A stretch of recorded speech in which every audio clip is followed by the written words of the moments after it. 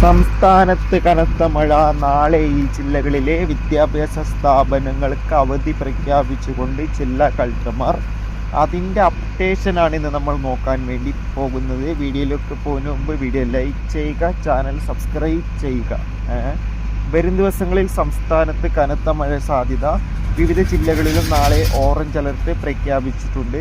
Orange alert പ്രഖ്യാപിച്ച സാഹചര്യത്തിൽ നാളെ ജൂലൈ 31 വെള്ളിയാഴ്ച ദിവസം എറണാകുളം, വയനാട്, കാസർഗോഡ്, ആലപ്പുഴ, കോട്ടയം ജില്ലകളിലെ എല്ലാ വിദ്യാഭ്യാസ സ്ഥാപനങ്ങൾക്കും ജില്ലാ കളക്ടർമാർ അവധി പ്രഖ്യാപിച്ചിട്ടുണ്ട്.